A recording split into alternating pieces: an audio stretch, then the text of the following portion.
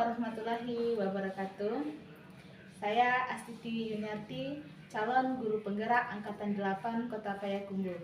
Hari ini saya akan melakukan wawancara tentang pengambilan keputusan berbasis nilai-nilai kebajikan sebagai pemimpin pembelajaran bersama Bapak Yuriza SPD, Kepala Sekolah SD Negeri 25 Payakumbuh, tempat saya bertugas. Selamat siang Bapak. Selamat siang Bu Titi. Mohon minta waktunya sebentar ya Pak. Ya, Bu. Ya, sebagai pemimpin sekolah, tentu pengalaman Bapak sudah banyak. Dan itu pun juga ada juga masalah-masalah yang tentu Bapak temui ketika Bapak menjadi pemimpin pembelajaran. Permasalahan tersebut bisa saja masalah moral yang melibatkan dilema etika. Nah, bagaimana nih Bapak dapat mengidentifikasi kasus-kasus yang merupakan dilema etika atau bujukan moral tersebut? Terima kasih Bu Titi. Kita tahu dilema etika adalah situasi yang terjadi ketika seseorang memilih dua pilihan yang benar dengan benar. Itu namanya dilema etika. Benar dengan benar itu tapi bertentangan. Kemudian ada namanya bujukan moral. Bujukan moralnya sudah jelas nih, benar melawan salah. Ya. Jadi dalam situasi seperti ini biasanya saya melakukan identifikasi secara khusus. Namun saya akan mempelajari dan menyimpulkan terhadap kasus yang terjadi. Kesimpulan itu akan digunakan sebagai bahan tindak lanjut pengambilan keputusan baik dalam etika maupun bujukan moral. Nah, bagaimana Bapak menjalankan pengambilan keputusan di sekolah Bapak, terutama untuk kasus-kasus di mana ada dua kepentingan yang sama-sama benar atau sama-sama mengandung nilai kebajikan? Ya, jadi selama ini itu sekian waktu berjalan, jika akan mengambil keputusan maka terlebih dahulu saya akan melakukan koordinasi serta musyawarah kepada pihak-pihak yang terkait seperti guru, orang tua, komite sekolah, dan pihak-pihak lain yang diperlukan. Langkah ini dilakukan tidak hanya untuk masalah yang serupa, akan tetapi dilakukan untuk beberapa masalah lain yang memang mendesak untuk segera diambil keputusan. Maka saya mengambil keputusan berbasis peraturan. Jadi tolak ukur kita itu yang penting peraturan. Maksudnya berdasarkan peraturan yang ada. Kemudian yang paling penting lagi itu berdasarkan rasa kasih sayang, rasa peduli. Gitu. Berarti Bapak sudah melakukan langkah-langkah atau prosedur seperti yang dilakukan juga selama ini ya Pak ya? Ya.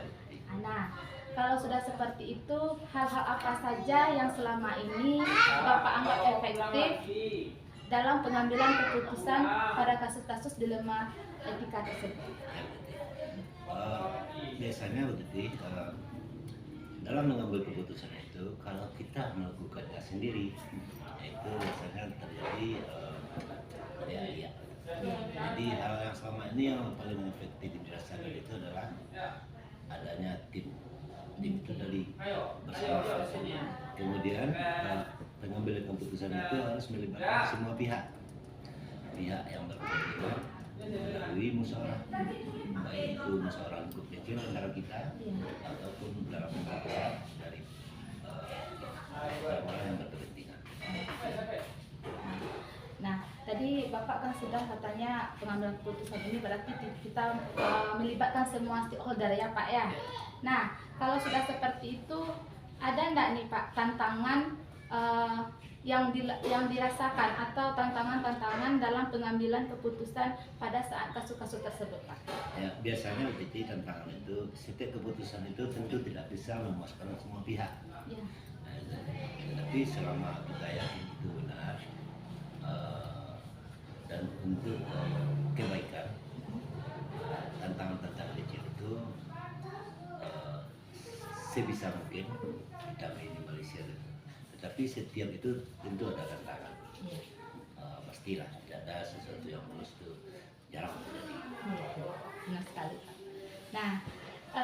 tadi kan Pak, karena sudah ada tantangan atau sudah ada permasalahan, bagaimana nih Pak permasalahan tersebut? Apakah Bapak selesaikan pada hari itu juga atau ada waktu-waktu tertentunya Bapak menyelesaikan permasalahan tersebut? Biasanya begitu, setiap permasalahan itu ada yang bisa langsung diselesaikan di tempat. Terjadi masalah langsung diselesaikan. Tapi itu tergantung kompleksitasnya. Kalau kompleksitasnya itu banyak, tentu kita membutuhkan jadwal atau waktu tertentu. Kalau itu hanya sedikit, nah tentu bisa langsung kita selesaikan. Nah, kalau untuk masalah-masalah yang tidak terlalu kompleks, itu kita tidak memerlukan jadwal atau prosedur khusus. Nah, berbeda dengan yang kompleksitasnya banyak, tentu ada langkah-langkah dan prosedur atau jadwal yang kita tetapkan. Nah, lalu bagaimana Pak dengan faktor-faktor yang selama ini mempermudah Bapak dalam pengambilan keputusan, atau adakah orang-orang tertentu yang Bapak libatkan dalam pengambilan keputusan tersebut? Tentu saja Bu Titi, saya berpendapat bahwa faktor-faktor yang mempermudah atau membantu kita dalam mengambil keputusan itu adalah itu tadi tim, kemudian memaksimalkan sumber daya yang ada di sekitar kita, kemudian keputusan kita itu merupakan sebuah solusi.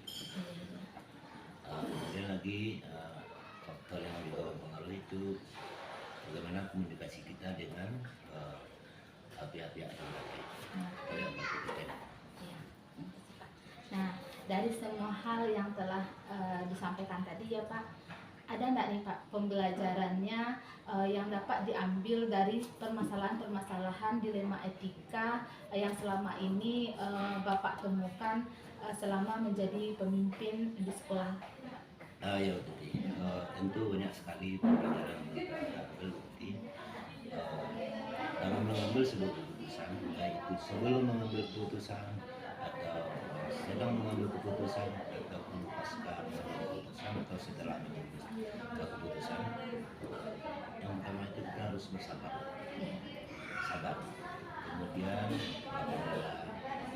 kemudian dalam setiap kondisi itu kita harus mengerti karena persoalan ini. Kalau kita ambil keputusan, kita harus kaji dulu dan kaji. Kemudian setelah keputusan kita ambil pun kita harus mengevaluasi. Kemudian lagi yang tidak kalah penting itu tim tadi. Itulah yang akan membantu proses pengambilan keputusan. Juga kerjasama, kolaborasi itu tidak kalah penting. Oke Pak, terima kasih atas wawancara kita hari ini. Banyak sekali ilmu yang dapat saya ambil dari Bapak sebagai seorang senior pemimpin sekolah.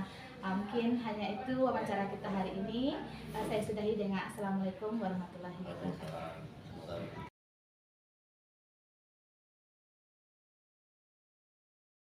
Assalamualaikum Bu. Waalaikumsalam. Selamat datang Bu Titi di SD 47 PMU. Silakan duduk. Terima kasih Bu.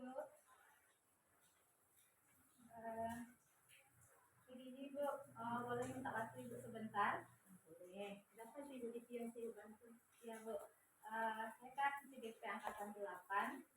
Hari ini akan sedikit bertanya kepada Ibu tentang nilai-nilai kebajikan ataupun dilema etika yang pernah Ibu alami di sekolah Ibu sebagai kepala sekolah. Boleh Bu? Boleh. Silakan Bu Titi. Nah, kita mulai saja ya Bu. Ya.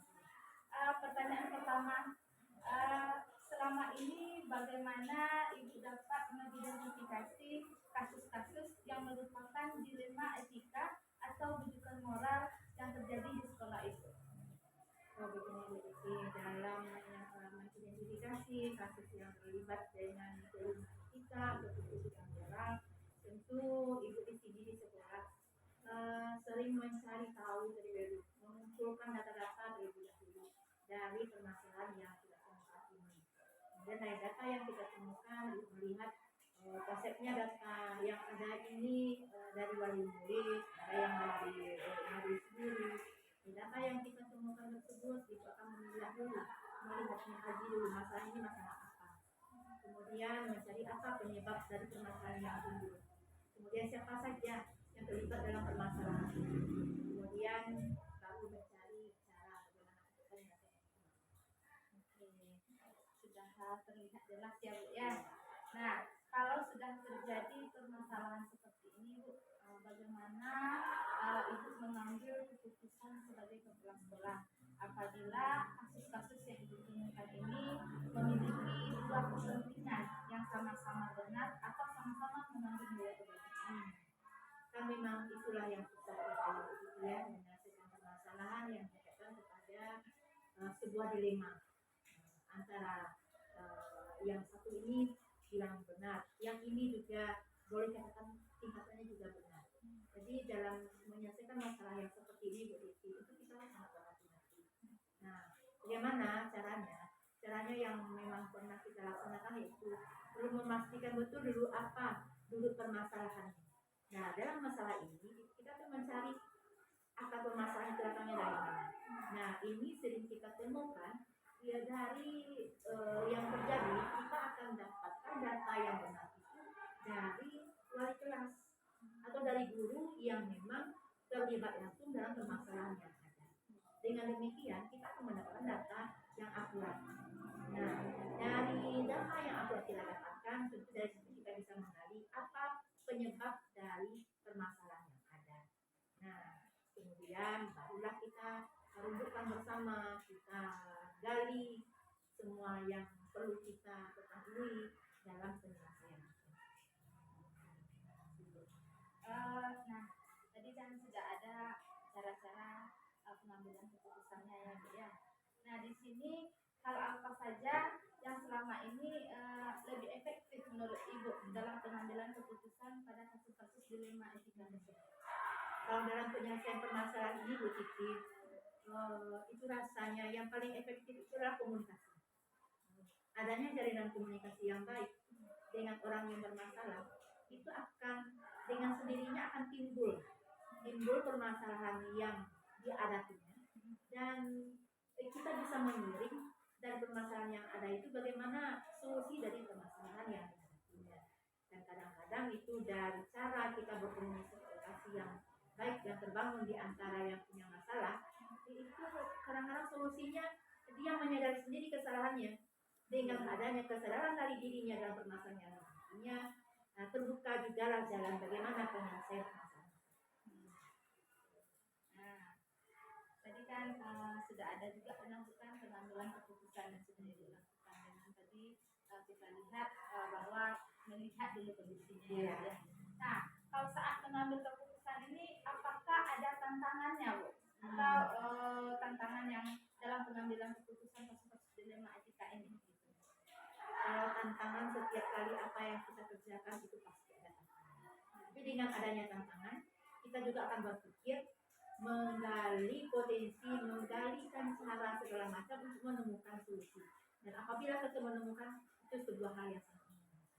Nah, tantangan yang sering kita hadapi apabila orang yang bermasalah ini tidak mengakui kalau dia salah. Nah, mana mau orang mengaku salah, padahal memang kenyataannya memang dia salah. Nah, pasti dia akan membela dirinya dulu kalau dia tidak bersalah. Tapi dengan adanya komunikasi yang baik, yang itu kita mencari cara bagaimana menggali apa permasalahan yang terjadi, dengan adanya masukan-masukan apa fakta yang terjadi dari yang permasalahan tersebut, maka tantangan yang kita hadapi akan bisa kita selesaikan. Nah, tadi sudah ya Bu ya yang pertanyaan selanjutnya ini Bu.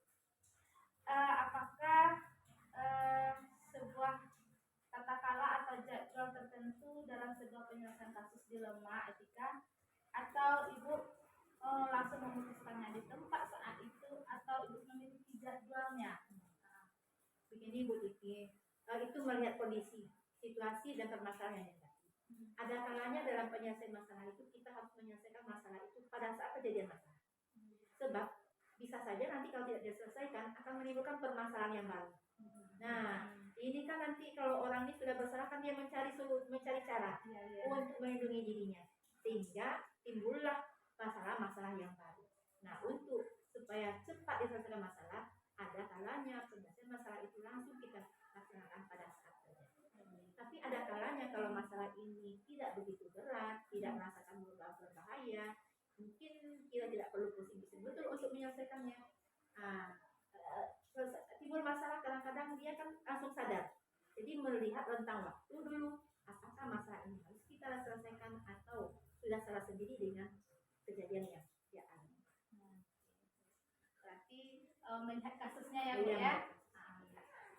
Nah, ketika pengambilan keputusan terjadi, seperti yang disampaikan tadi, ada langsung di tempat itu atau memiliki waktu yang lain tergantung kasusnya. Adakah seseorang atau faktor-faktor yang membantu Ibu dalam mengambil keputusan? Iya begitu. Walaupun saya sebagai pimpinan di SD 47 ini untuk Payakumbuh, ya, jadi kerjasama kita itu sangat penting. Walaupun seorang kepala sekolah, apapun yang kamu kita putuskan itu harus tahu semua anggota kita yang berada di sini. Jadi tidak ada timbul lagi permasalahannya nanti. Di apapun permasalahan yang kita hadapi di sini selalu kita rembukkan bersama, selalu kita diskusikan bersama, sehingga semua yang terlibat di dalam lingkungan keluarga kita di sini itu mengetahui apa titik permasalahan, apa kasus yang terjadi dan sudah diselesaikan, bagaimana penyelesaiannya. Itu memang dukungan dari teman-teman guru, dari teman-teman PTK lainnya, ada juga dari masyarakat. Kadang-kadang kan kita membutuhkan komite juga yang dalam penyelesaian masalahnya. Kita juga didukung oleh komite. Kalau kita perlu mungkin dinas pendidikan yang kita terkait dengan permasalahan akan kita bawa. Jadi kita melihat ya Bu sampai mana keterlibatan kasus-kasus tersebut ya Bu ya. Nah, dari semua hal etika atau kasus dilema etika yang terjadi di sekolah Ibu ini di SD 47 ini, apakah ada sebuah hal menarik yang bisa Ibu ambil gitu atau sebuah pembelajaran yang bisa diambil dari kasus-kasus tersebut? Masalah banyak itu begitu, tergantung dengan kasus-kasus yang kita hadapi. Tapi yang menarik sekali begini Bu Titi, kalau kita melihat orang yang sedang bermasalah atau yang berkasus tersebut datang ke kita dengan emosinya, tapi setelah dia sadar dengan kesalahannya, dia mengakui kesalahannya, seolah-olah awalnya dia itu akan menyerang kita dan bagaimana, tapi kalau dia sudah sadar mengakui kesalahannya, seolah-olah hubungan itu seolah-olah lebih dekat daripada yang sebelumnya. Nah, itulah mungkin kadang-kadang adanya masalah paham, dengan adanya penyelesaian yang baik dengan komunikasi yang dibangun secara efektif bisa lebih mendekatkan. Jadi terima kasih ya Bu ya, banyak sekali ilmu yang saya dapat di sini. Jadi untuk penyelesaian permasalahan ini harus dengan kepala dingin ya Bu ya. Iya. Dan kita lihat dulu dari mana permasalahan ini agar nanti penyelesaiannya juga tepat ya Bu ya. Terima kasih atas waktu Ibu. Semoga sukses selalu dengan sekolahnya, sukses selalu dengan semua kegiatannya. Terima kasih. Sama-sama Bu. Assalamualaikum warahmatullahi wabarakatuh. Waalaikumsalam.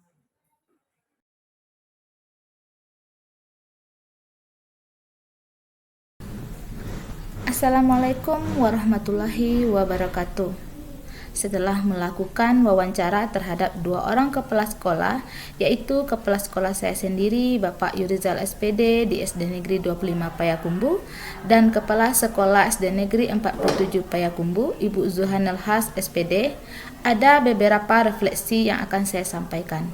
Pertama, hal menarik apa yang muncul pada saat wawancara tersebut? Pertanyaan-pertanyaan menyanggal apa yang masih ada dari hasil wawancara bila dibandingkan dengan hal yang Anda pelajari seperti 4 paradigma, 3 prinsip, dan 9 langkah pengambilan keputusan. Apa yang Anda dapatkan? Berdasarkan hasil wawancara bersama 2 orang kepala sekolah yang saya dapatkan, yang pertama, mengidentifikasi permasalahan dan mengambil keputusan dengan berdiskusi bersama warga sekolah atau stakeholder, wali murid, dan semua tim yang dibentuk oleh kepala sekolah tersebut. Kedua, mengurangi dampak negatif ketika sebuah keputusan diambil. Ketiga, mengambil keputusan dilakukan secara objektif dan adil jika dibandingkan dengan yang saya pelajari pada modul 31, yaitu sudah menerapkan hal mengenai 4 paradigma, 3 prinsip, dan 9 pengambilan keputusan. Kepala sekolah sudah menerapkan pengambilan keputusan di mana keputusan diambil berdasarkan peraturan, kemudian berdasarkan pemikiran yang berbasis hasil akhir dan menerapkan rasa kepedulian. Kedua, bagaimana hasil wawancara kedua kepala sekolah tersebut? Adakah persamaan atau perbedaannya? Dari kedua kepala sekolah, ada yang sama, yaitu tahap identifikasi permasalahan dan penyelesaian permasalahannya, di mana penyelesaian permasalahan dilakukan dengan pengumpulan fakta-fakta terlebih dahulu, baru pengambilan keputusan secara objektif dan berbasis rasa peduli. Ketiga, bagaimana Anda sendiri menerapkan keputusan dilema etika pada lingkungan sekolah, murid, ataupun kolega guru Anda, dan kapan Anda akan menerapkannya? Jika saya menghadapi permasalahan dilema etika untuk pengambilan keputusan dan menguji keputusan tersebut, saya akan menerapkan 9 langkah pengambilan keputusan dan pengujian keputusan. Mulai dari mengenali nilai-nilai yang saling bertentangan, menentukan siapa yang terlibat, kumpulkan fakta-fakta, pengujian benar salah, pengujian paradigma, melakukan prinsip resolusi, investigasi opsi trilema, buat keputusan, dan lihat lagi keputusan serta refleksikan. Jika ada kolega atau rekan saya mengalami hal dilema etika tersebut, saya akan menawarkan bantuan kepadanya. Demikianlah hasil refleksi saya terhadap 2 wawancara yang saya lakukan kepada kepala sekolah. Saya sudahi dengan Assalamualaikum warahmatullahi wabarakatuh.